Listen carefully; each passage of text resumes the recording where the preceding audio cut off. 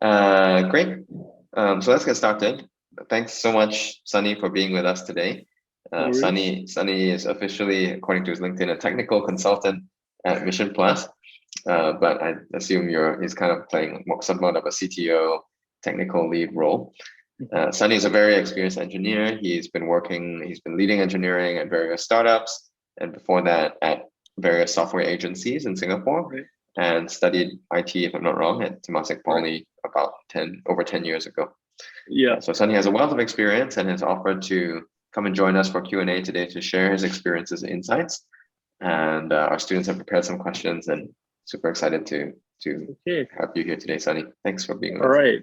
Cool. So that was a great introduction. To shed a bit more light, right now I am at Mission Plus doing technical consultancy, in the sense I come in and I look at problems, I try and figure out what the way out is, and then I work with a bunch of engineers, to try and figure out, or not say figure out, but to execute on the plan, right? So think of it as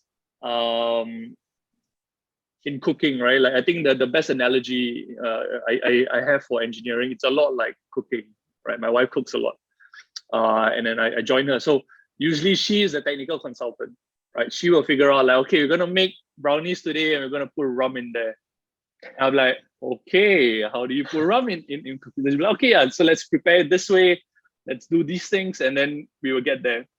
And then she'll be like, okay, now we gotta execute. Okay, Sunny, take the ramekins and start buttering them, or start pouring the flour and whisking them, right? So the way I think about it is the technical consultant is more like the person who comes in and says, okay, look, given the plans, this is how I think we should get there.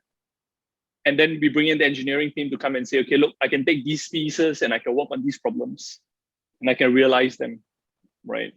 So that's my role at Mission Plus. I'm excited to see like what kind of questions you guys have. I think I had a conversation with two of your previous engineers. Kenrick. Was it Kenrick? Kenrick and there's one more person.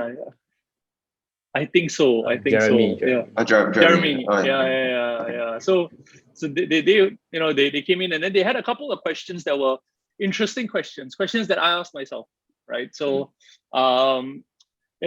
one of the very important things to realize is, for me, it was just that, like, when I left Temasek Poly with a diploma in IT, back then we studied systems. We didn't do a lot of web development, and even in web development, it was very archaic web development, right?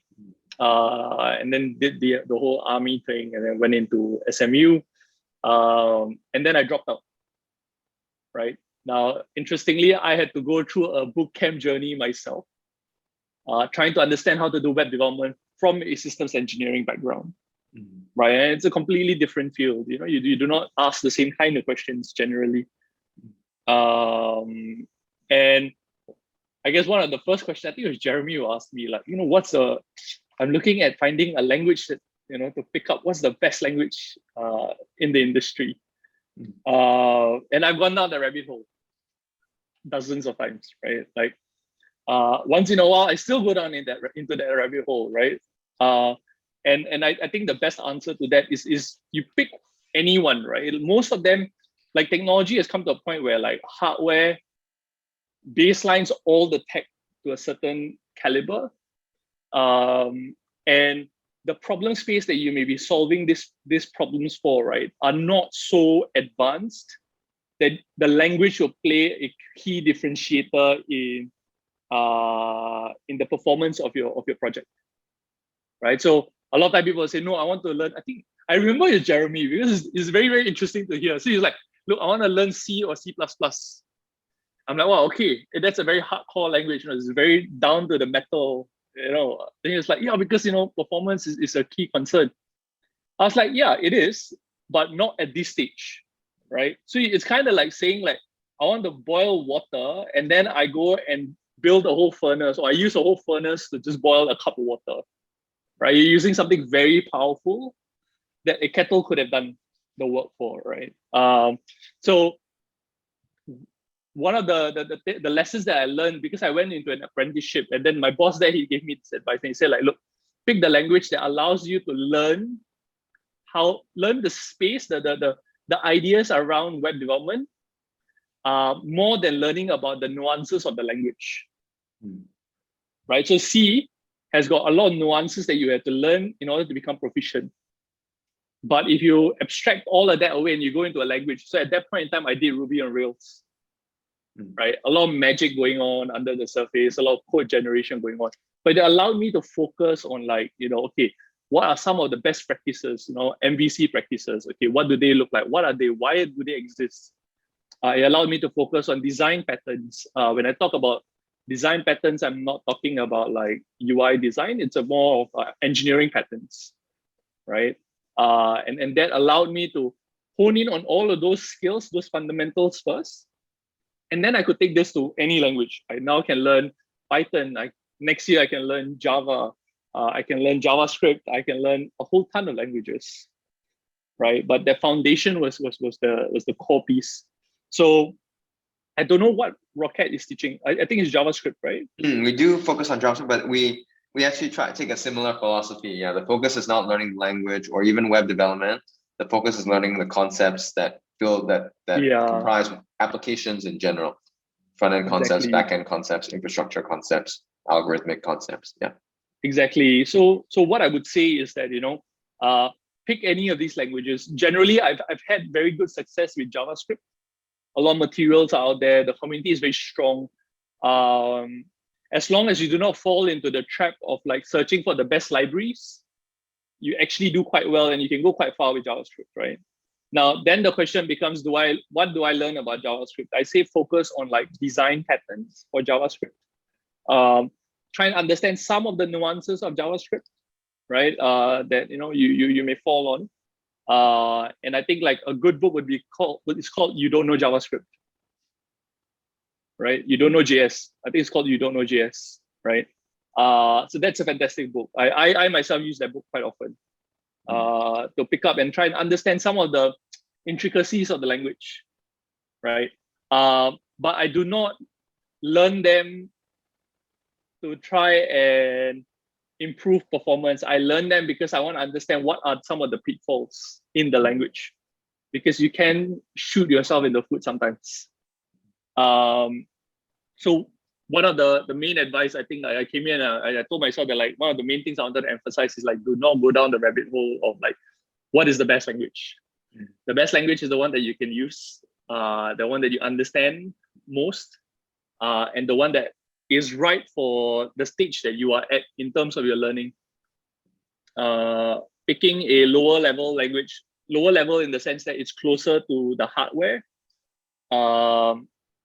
is a very challenging task if there are fundamentals that you're not aware of or you're not familiar with, right? You may be aware with them, but they may not be at the top of your mind. And for me, that's what helped me in understanding becoming a better engineer in that sense. Any questions around this? Yeah, maybe we can also open it up to questions in general from the group. Yeah. Fire away. I guess I have a question. Sorry. Oh, yeah. Please go ahead. Yeah. I think mine's very big. It's just like what do you think is the most important skill as a junior developer trying to grow up there? What's the most important to learn, all the skills, Okay, so good question. Very similar question to what I was asked by Jeremy as well. So my idea is this, right? Engineering, right, is not about knowing the best language or knowing the best tools to use. It's all about just figuring out trade-offs. So your ranking from a junior engineer to a senior engineer to a VP of engineering or to a CTO, right, is just how much or how well can you trade off, right? How well can you figure out what the trade-offs are? So as a junior engineer, right, your trade-offs are more closer to the code base. So you are talking about, do I use a while loop or a for loop here? Do I use this design pattern or that design pattern here, right? Do I use an array or do I use a list to solve this problem, right? What are the various implementations I can use in order to build this basic functionality here, right? So examples would be, when you go closer to HTML, you may choose to say like, look, why am I using a drop down versus a multi-select, for example, right? Or a single select versus a multi-select. Why am I choosing one over the other, right? It may be more UX from a very UX focus, or it can be very engineering focused. For example, like using a list versus an array, right? So you want to go as a junior engineer, when you go into an interview, you want to show those characteristics. You want to say like, look, I'm going to use an array here for these reasons. I'm going to use a list here for these reasons, right? Why would I use a stack versus a heap, right? And then as you gain that fundamental knowledge around the basic structures of software engineering, then you start thinking about a little higher than that as a junior to mid-level engineer, where you start talking about design patterns. So then you got patterns like singleton patterns, you got patterns around like factory pattern, interface pattern, adapter patterns. And these are general collection of ideas or collection of constructs, like you add an array or you add a couple of classes together to create a certain pattern that allows you to reuse to solve various problems. Then in that interview, when you're applying to, let's say, becoming a senior engineer or mid-level engineer, right, your interview will be very similar to that. You will be like, okay, tell me, how would you solve an issue where I've got two requests being shot at the same time, and one may come in front of the other, but you need both information to make sense of it. Then you'll say, okay, yeah, then I would use things like async to manage the request response structure, right? And then as you move to a senior engineer, a more seasoned engineer, then you're talking about architecture surrounding the problem. Now you talk about, we may want to bring in another service here to encapsulate this particular problem, right? And then as you go to CTO level, then suddenly your problems are no longer technical. They are now more people and organizational. So you're thinking, it's always a question, it's always a dance around trade-offs. The better you are at explaining trade-offs, the higher you will go into that ranking.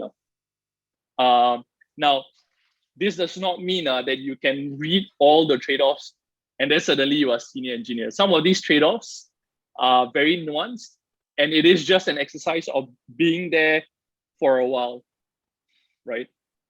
So one example would be, I learned why microservices do not work.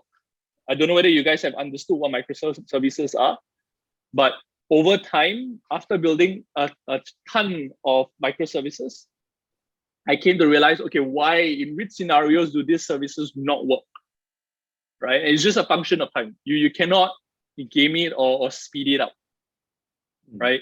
Reading about it helps, but you cannot game it. So I hope that answers your question, right? When my advice would be, in any interview that you take, you need to be going in there prepared to talk about trade-offs. You cannot just say, I will solve it using an array, right? Because it makes you a very one-dimensional engineer. Oh yeah, okay. He has a hammer and he's just using it to solve all the problems here.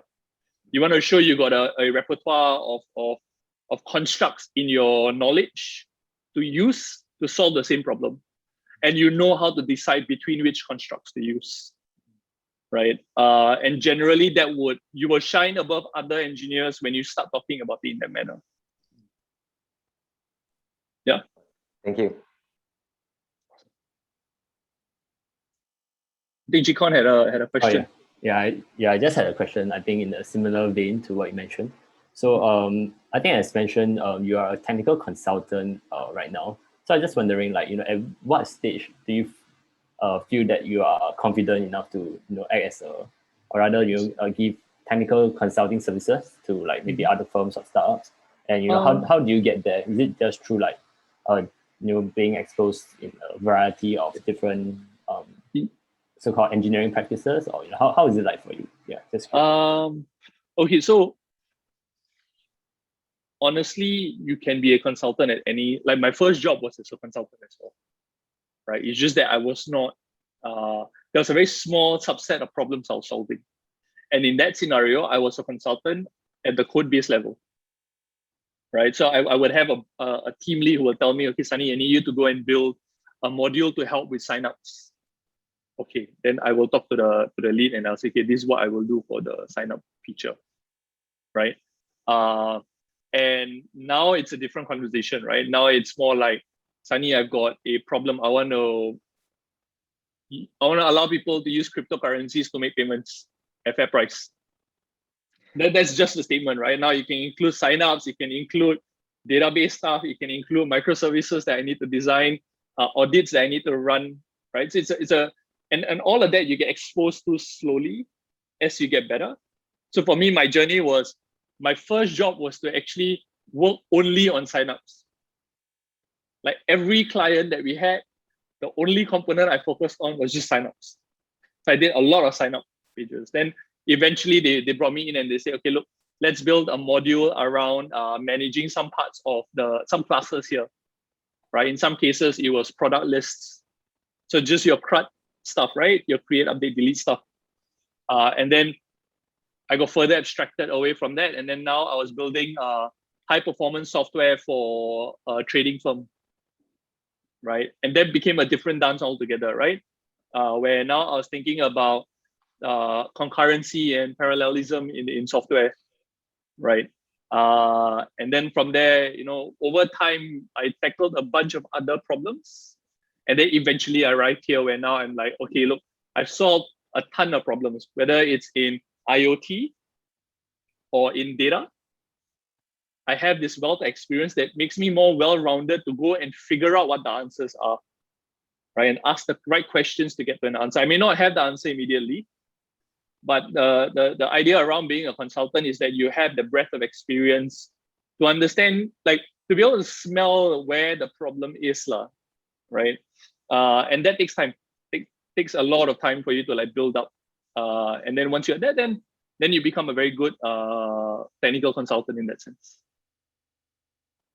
Yeah, thanks, Sunny. I think that's really interesting. I think in summary, it's a combination of like experience and also a function of like how well you tackle different problems, and that sort of like accumulates. And yeah, exactly, right? Okay, cool. Thanks. Yeah, so I would say like if you do want to go down the route of like being a consultant, right, then focusing on trade-offs is very important. I cannot emphasize this a lot any further. But all my interns, all my apprentices, all my mentees, every time I tell them, like, as an engineer, your job is not to pick or write code. Your job is to figure out trade-offs and then translate that into code, right? Trade-offs always come first.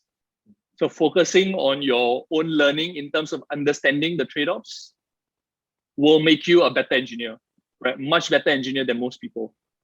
So yeah, just focus on those pieces. Thank you.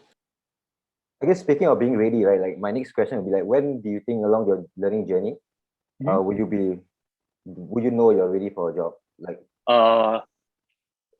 yeah, like what skills do you need? At which level are you at your learning journey? Like how much do you need to know to be able to, the minimum requirements to get a job? Honestly, I feel like in most scenarios, right? I don't think you will ever feel ready. I don't feel ready sometimes, right? At this stage now, you still don't feel ready. I shit you not. Like some days I wake up and I've had offers to like go and teach students, right, engineering, and I'm like, I'm not ready, man. I don't feel I know enough to go and teach, right? So I don't think you will ever come to a point where you're like, oh yeah, okay, I'm ready. But what I think you will hear or you will feel, right, when you go into the interview, right, when they start talking about the problem, you can say like, look, I think I can help you with that piece, or I can help you with this piece, right? And collectively, I feel like I'm 70% ready, right? Like you and those are the questions you want to ask in the interview, like, okay, what is the problem that you want me to solve? What are the problems available in the organization that the organization is solving? Right? Where are some of the biggest problems in the organization at the moment when it comes to technical? right? Technical problems. What are some of the challenges that you will expect me to work on? And then they may say like, look, I've got a front end that we are developing now, right? And then you'll be like, oh, okay, cool. I know React. I know how to write a couple of components. I understand how the React space works. I know HTML, CSS. I think I can help you there, right? So you feel more ready, right? Rather than like in absolute being ready. And I think like in order to get to that stage, right? If you can run a few basic ideas for yourself, build a few CRUD applications for yourself, you probably are good to go already, right? So take anything lah. Like to be honest, I think I built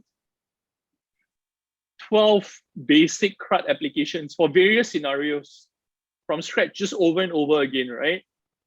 For me to internalize all of it, right? So it can just be a basic list of like 12 CRUD, right? Oh, a car shop CRUD, a pet store CRUD, a school CRUD, a to-do list CRUD, a computer store CRUD, right? And just keep creating the same. Don't worry about the interface, right? Just think about like some of the trade-offs that you're making here and why you're making them.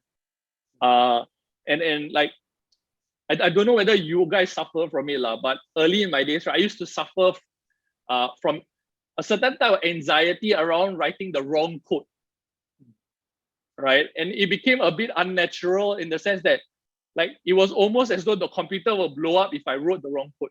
And I don't think you should be doing that to yourself, right? So you should like look at it in the sense that, okay, let me try and use a list here and see what happens, right? Let me try and use an array here and see what happens. Let me try and write this React component in this manner and see what happens, right? So do the right things, test out with the wrong things, and then learn from it, right? And if you do maybe 5, 6, you will feel a lot more comfortable. And then if you hit your 10, 12, that worked for me. My 10, 12, then I felt like, okay, I can go into any interview and I can feel confident about saying like, look, I can help you with this problem, right? But building your CRUD applications helps with your portfolio, that's one. Helps you to learn about trade-offs, that's two. So I will not say don't do it. I would say like if you really wanna shine in an interview, then go and do those things.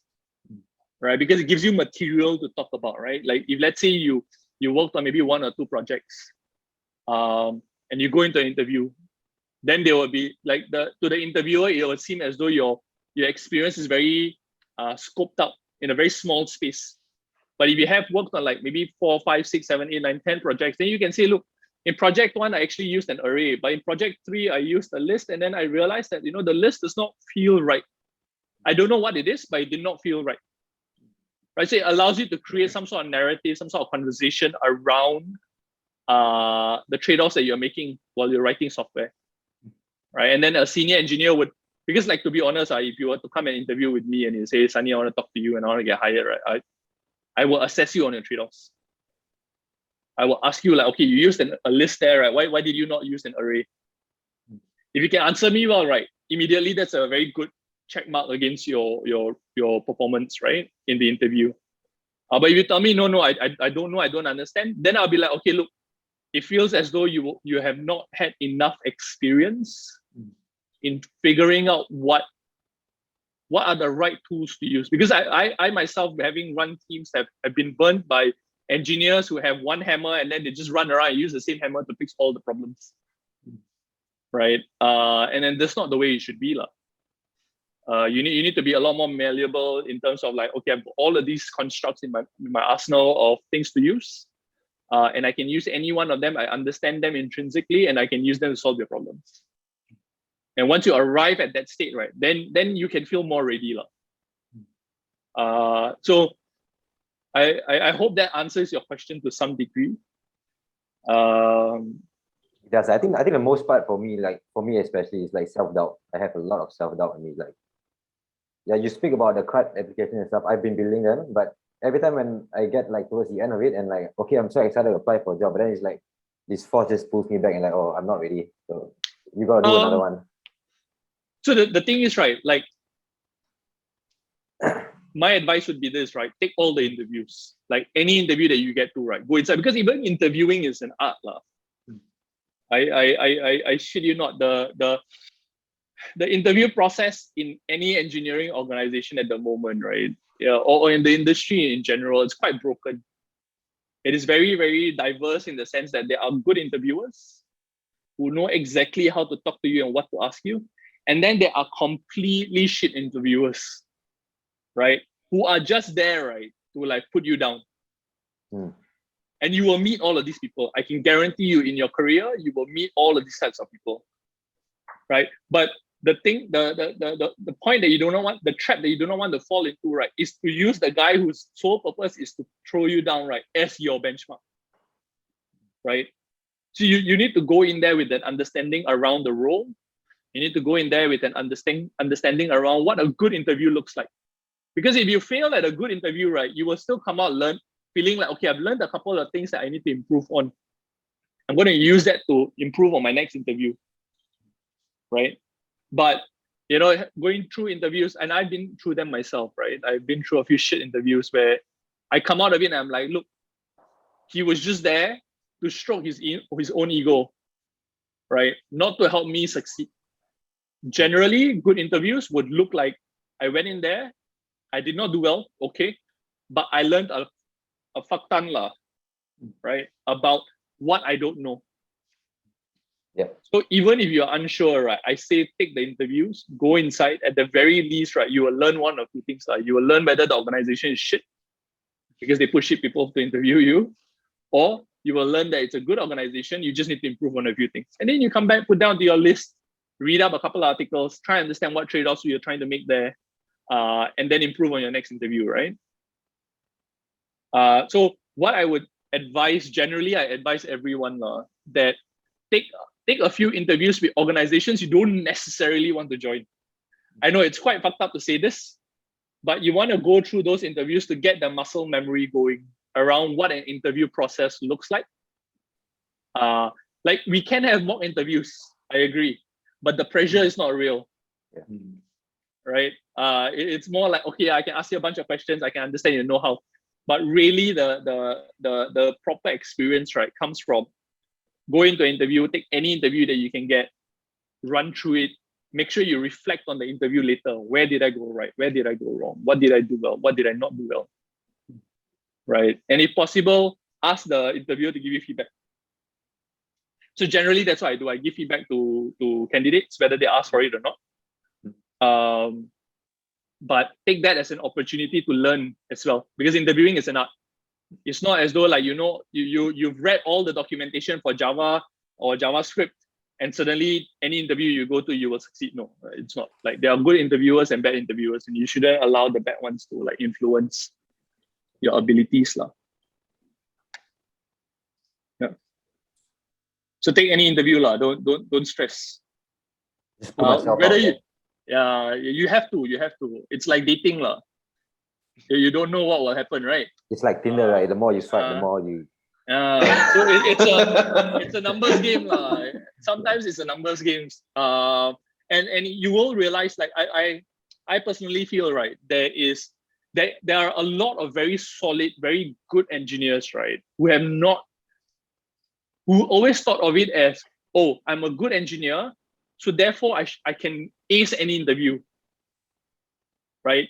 But then when they interview with me, I can see that they are good candidates, but they just don't know how to interview properly, right? So it's a separate skill. It's not, you cannot treat them as the same thing. Your engineering skill is your engineering skills. Your interviewing skill is your interviewing skills, right? Like just recently, I had one interview where the candidate kept asking me questions. Now I was like, okay, bro, you gotta calm down and let me interview you, because I am hiring you. I need to understand more about you, not you about me yet. Right? So you can see it. Like I know that he's earnest. I know he wants to show me that he's earnest and he's interested in the company and the goals of this company, and he's trying to identify whether he fits with us. But after he gets all of that information, I still do not have enough information to assess whether I can bring him on to the next round. Right? It's a separate skill. It's not engineering skill. right? So you have to treat it as a separate set of philosophies that you will need to follow to do a proper interview. Yeah. That's great. Any other questions? Hey Sunny, my name is Ian. I wanted to ask, so I noticed that you have a huge breadth of experience working in different places over a short period of time, and so we also sometimes hear about how in the software engineering Space. industry, in space, like developers are relatively like quite mobile or they move around quite a bit. Yes. Like I just wanted to ask, I mean, because it's quite foreign for to me from the industry I work in. So like, at which point of time or like what kind of conditions do you consider like that lead you to decide that it's time to move? So for me, it was because if you look at all the companies that I work with, right, they're all defunct in one manner or another. So I got no choice. So I usually am in the startup space, and just the statistics of startups is they don't survive now. So for me, it was more around like I wanted to be in very ambitious companies, right, where there's a lot of challenge. But the problem with ambitious companies is that they will likely fail, right? So for me, it was more around finances, right, where if the company cannot pay me, then unfortunately I have to leave, right? And generally that is my say, like if I'm young, that's the only time I have to earn, right? So I don't know how many of you here are very young, but like money that you earn now actually is a lot more important than money that you earn 10 years in that sense, right? So you do want to take a balance between how much you learn versus how much you get paid. So that's one. Now, the next piece that I say, like if you were to ask me in general, like, okay, putting my experience aside, right, when would I advise an engineer to transfer, go somewhere else? Usually I would say maybe 18 to 24 months generally is when I tell people. I know some organizations may not agree because it's not in their incentive, but for me, it's more around growth and breadth of experience, right? If the company allows you to go from one customer company to 1,000 customer company to 1 million customer company in the span of 24 months, then great, you have the breadth of experience, right? But generally, startups don't operate that way, right? Especially Asian startups, right? We do not have that kind of volume. So what I would then say is like, look, do 1 to 10,000, do 1 to 100,000. Now you learn how to solve the problem, or you can join one more that starts at 10,000, wants to go from 10,000 to 1 million and solve those problems, and then move on, right? My personal strategy was not that. My personal strategy was just like, I want to work in ambitious companies, whether it's 1%, 10%, 1,000 customers, 1 million customers, right? So if you look through my list, there are those companies, either I got retrenched because they shut down the entire office in Singapore, or the company does not exist, right? But I would say, like, for you guys, so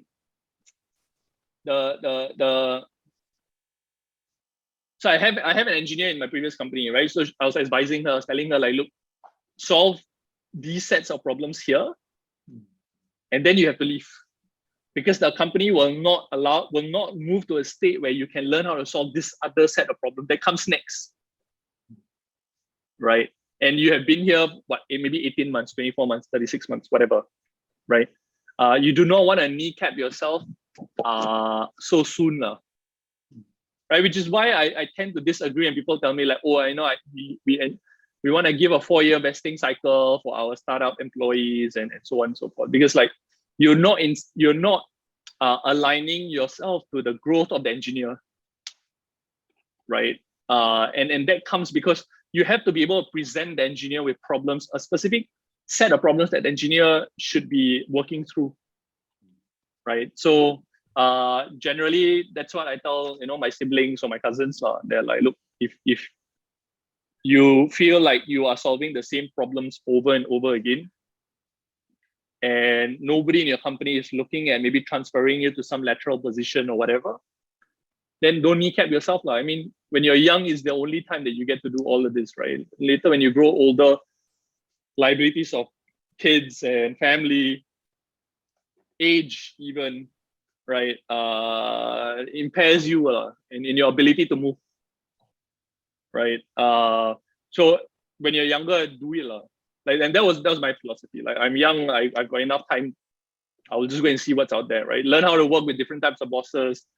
Like there's this whole other part where I'm not talking about, right? Like I keep discussing the engineering side of engineering, but there's this other piece is the people side of engineering, right? And that you would get only by working with a ton of people, different personalities. Because I've seen engineers who are like, I can only work with this personality. I was like that myself, by the way. Right, I was like that in two phases, right? One was as an engineer, I'd be like, okay, I don't want to work with VCs. I don't want to work with any VC people. I want to work only with the product team.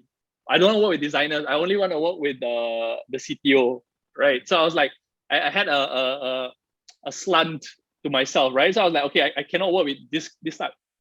And then I realized that I was kneecapping myself, right? Because like at some point, the organization that I really wanted to go to may need me to work with a designer, and I don't know how to operate with them. Right. And then similar to when I became a manager, it's the same problem. Oh, I can only work with engineers who are very driven, who are top of their class, who can get this done, who are focused with just achieving objectives. And then there I learned like, wow, shit, I cannot do that. Some of my best engineers are now who are not like that. Right. Some of my best engineers are more personable. They do not really go and engineer outside of work, right? They've got other activities. They're more well-rounded in that sense, right? And then for me, it became like, okay, I need to learn how to and understand working with different personalities is part of the game. You cannot say, I've worked in my previous company. Yeah, so that's one of the things, right? Or in my previous company, you used to do it this way.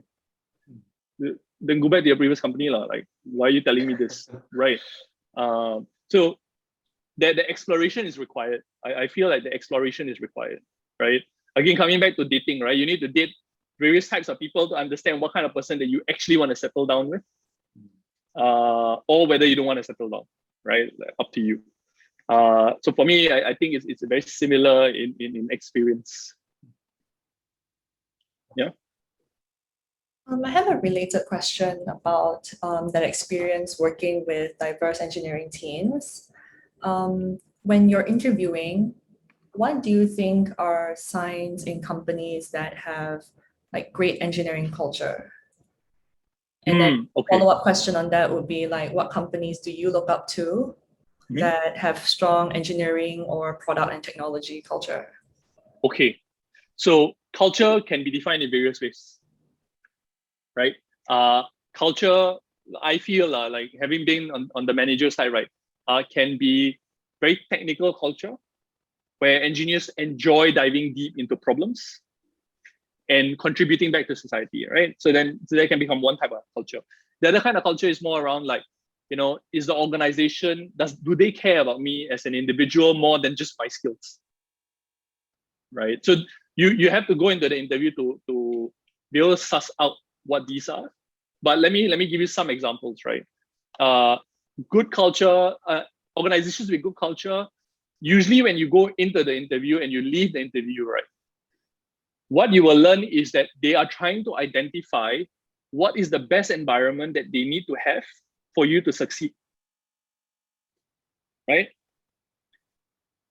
In contrast, shit culture organizations, in my opinion, again, is the organization interviews you to see how they can succeed,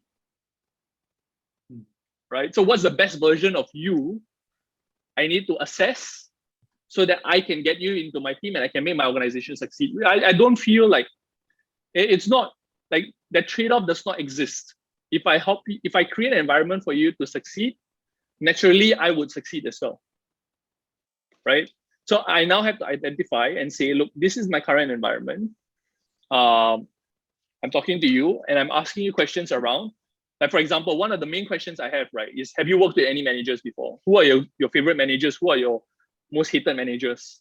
What did they do that you hate, you don't like them? What did they do that makes you like them?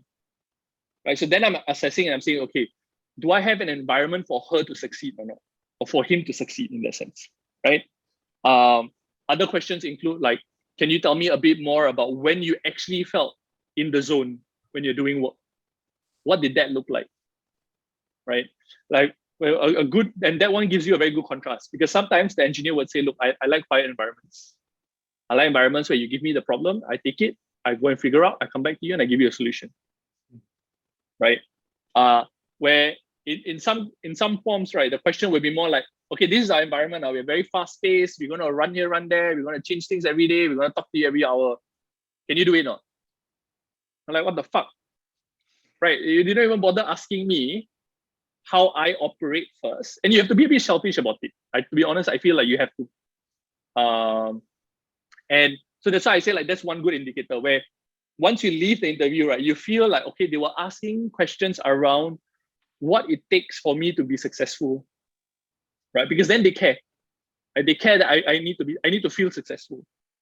But if you leave the interview feeling like, wow, this guy, he was just there to stroke his own ego. He's asking me question. Every time I answer, he says, no, that's the wrong answer. This is the right answer, right? Then you are not in the right company, right? Now people may argue, I've got friends who argue like he just may be a shit interviewer, but the company's culture is fantastic. My say is that the company's culture was fantastic, right? They wouldn't have put him into the interview, right? They would have trained him to take the interview, right? So you can ask questions around training. So that's the next piece, right? Ask questions around what do you actually invest in training your current employees? If they give you answers like, oh yeah, that's in the pipeline. Okay, forget about it. Like pipeline means I've never done it. It will probably happen 2 years from now, right? But if they say like, look, we put $1,000 of budget aside for you to pick your own courses, you will go through an audit, and then after that you will get to pay your course. Sounds like a good answer, but again, right, I feel it's very passive, right? Because then my question would be, do you actually sit down with me to ask me what I've learned? Right? Because then you are investing time. You're not just throwing money in my face and telling me, okay, go and figure out your problem, go and grow yourself. Right? Like that, then I go to Rocket Academy and go and learn, right? At least they give a damn about me. So I would say that you need to ask questions where you need to see the responses that you're trying to extract, right? Is do they invest in their people or not? And you need to dig into the investment. If you just ask them, do you invest in their people? Of course we do. Every day we do, right? Yeah, okay. What have you done? Right? And then dig deeper into it and figure out like, okay, what kind of structures do they have in investing in their people? Now there are, so I would say like that is how you can identify some parts of it, right? I would say also if you get a chance, right, ask to get interview or ask for some time to talk to the hiring manager, the team that you're going to work with, the boss in that team. This is very important. Now, in some scenarios, right, you'll get one or two answers. One, we don't know what thing you're going to put you in. Reflect straight away, say, no, I do not want this. Because they don't know what they want to hire you for. They're just trying to put bodies into the company, right? Then what's the point, right? You'll be flung around, right? And then you don't learn anything, you don't do anything. The other one would be, oh, the hiring manager, no time. Okay, you got no time, I also got no time. You get what I mean? I'm trying to go put some of my best years of my life into this company, and you cannot give me 1 hour. You get what I mean? See, it's quite clear in the way you can see the way people respond to you, so that you understand like, okay, yeah, this company feels right. Generally, I would say if it's a small team, you tend to learn a lot more than big teams. So you can be a small team in a big organization, right? But they tell you, oh, you're going to work as one out of your 15-man team, right? Wow, okay. If you think about it, right, you only be able to talk to your boss in the best case, right? Once every 2 days, once every 2 or 3 days, right? If it's 15 people, every month has 22 man days. You only talk to them once a month, probably. Yeah, once a month, right? Because everybody goes through 1 day with the boss. You probably get to chat with them and have your one-on-one, right, once a month. So do the math, So generally, you want to talk to the organization and see like, okay, how do you do your one-on-ones? what kind of questions do you ask in your one-on-ones? What was the last, how are you guys investing in your employees? How are you investing in engineering? What metrics do you look at to understand the engineers are doing well or not? Right? I've heard of organizations asking me, how many lines of code have you shipped? What? Like, does not make sense, right?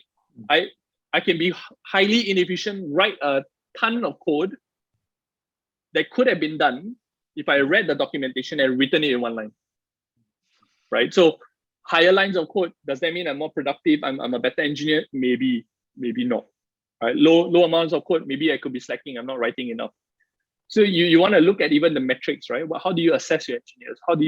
What do you look at in order to understand your engineers are successful, right? Then you will come to a point where you realize, okay, this is the kind of teams, these are the kind of organizations, these are the kind of answers that makes me feel like the organization is good, right? Now coming to your last point, what organizations I look up to? Stripe, fantastic organization, very competitive, a very fantastic organization to work with. Grab may have some good teams, some bad teams. So have your conversations in there and see. Where else would I say? I wouldn't name any lah, but I generally tend to veer away from e-commerce startups. Try working with teams where you get to interface with an experienced CTO. Tends to be quite a good experience. And if you were to ask me where should you start, I would say start at our consultancy. If you can find one, a good one, right? Because it gives, like for me, I believe some of my strengths some of the strengths that I've grown over time came from the skills that I learned whilst working at a consultancy.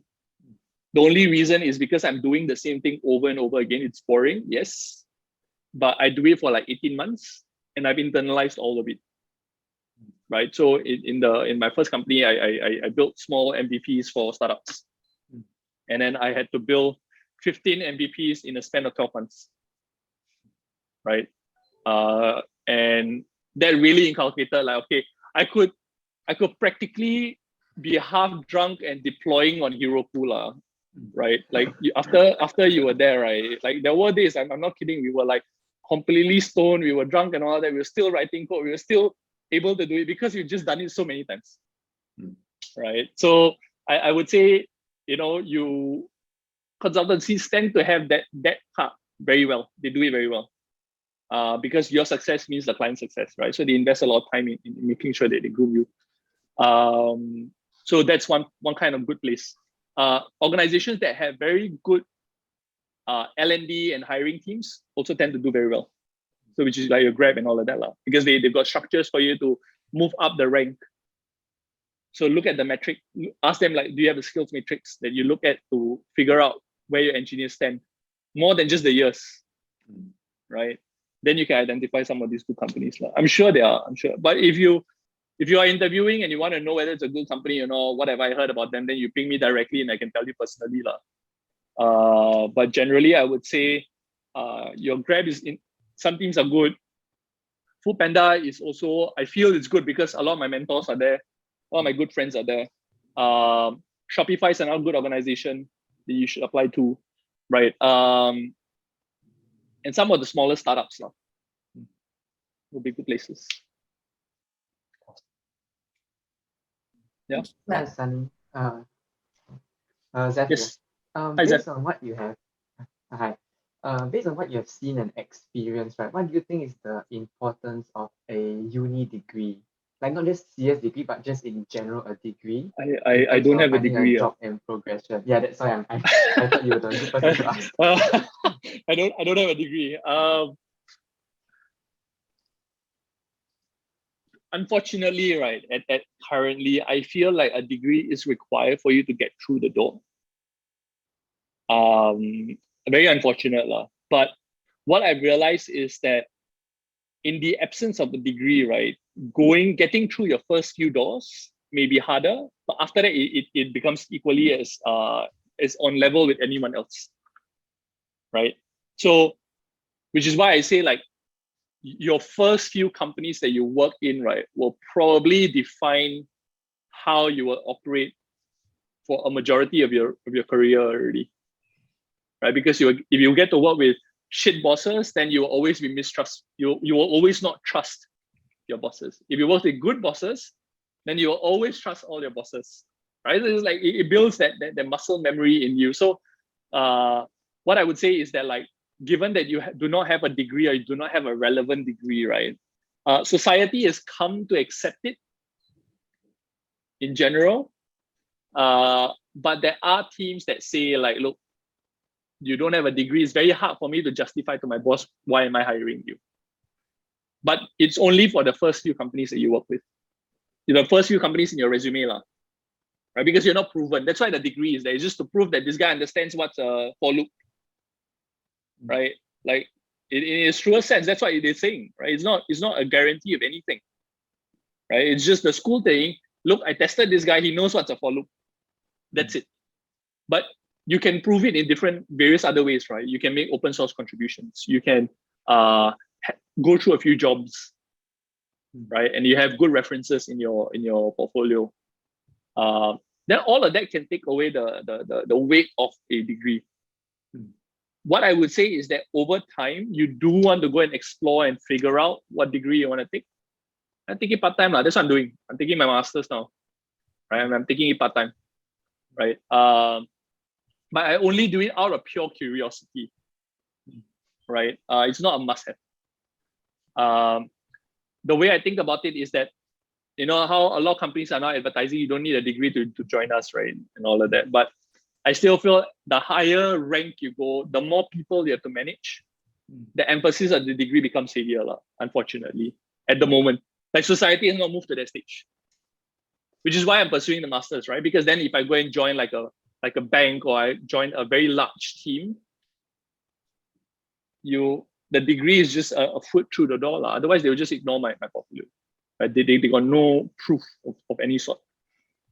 But the degree does not need to be relevant. I don't think anyone looks at relevance generally. So like I would say, I was telling my wife, right? I wanted to take a degree in philosophy because I want to ask fucked up questions, but but it does not make it the degree that you have doesn't make you better or worse. I think it's more about your portfolio, your trade-offs. Some organizations may not choose to bring you into round one because of your lack of degree, but probably that's an indicator that they're not really the best places to work at.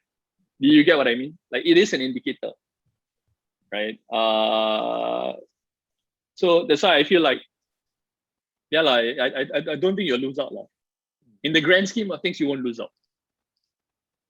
Yeah. Thanks so much, Sunny. No worries. Any other questions? Sunny, you worked. Hi, Jerome here.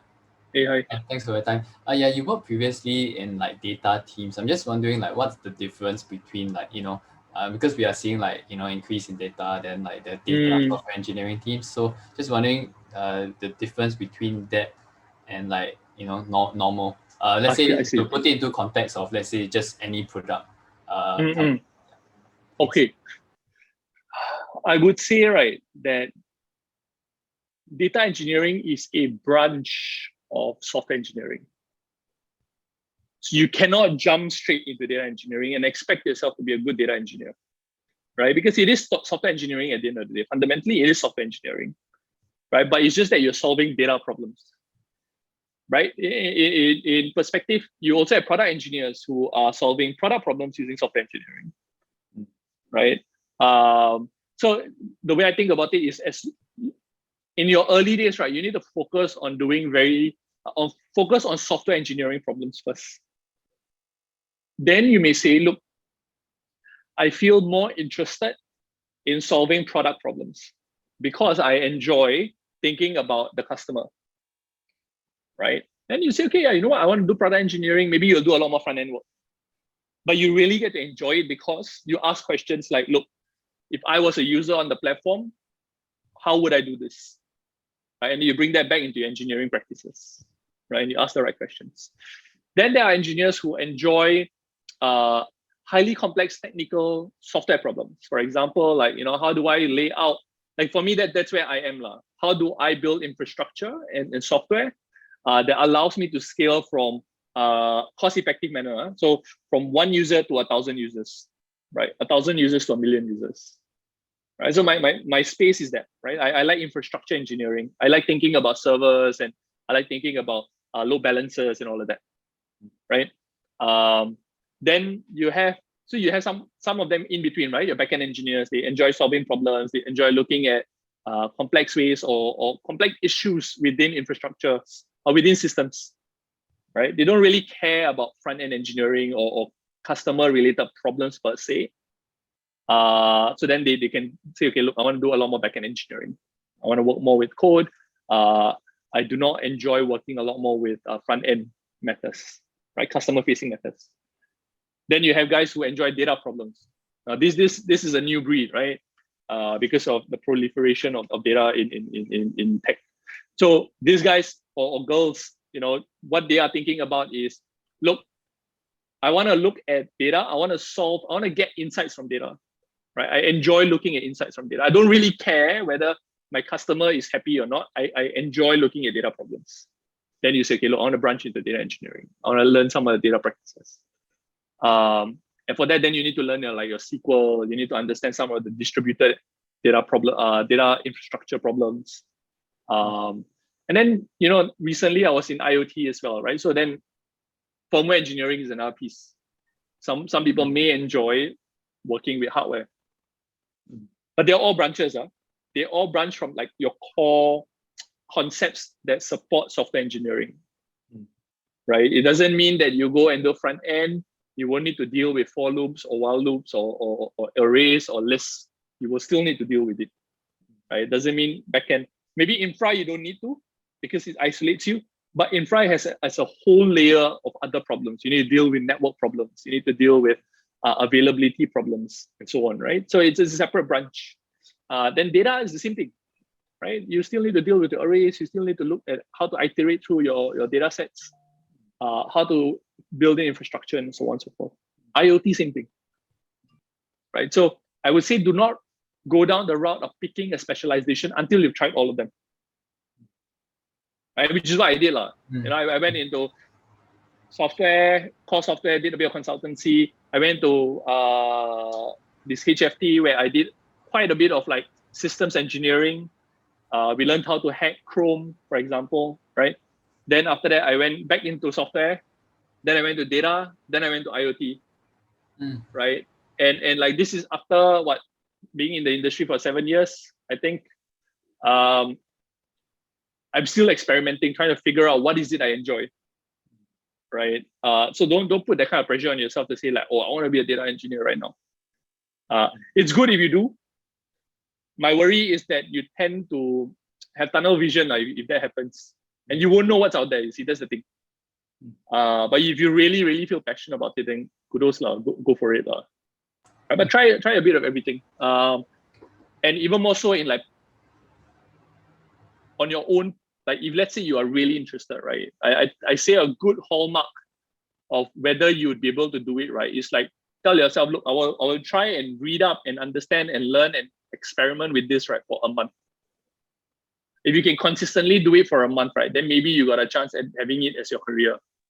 But if for a month or so you cannot, right, then what's the point? So take it in bits, Take it in bits. Don't go and so much. yeah. Exactly. Yeah, and your current roles also will give you opportunities, by the way. Don't be shy to ask your boss and say like, look, boss, I want to test out a bit about data engineering. Can I solve some data engineering problems or not? And then they'll be like, okay, actually, we got some small problem here that you can test out. Then you can look at it, right? It's not as though like if you are in a software role, then you cannot do data or you cannot do product engineering.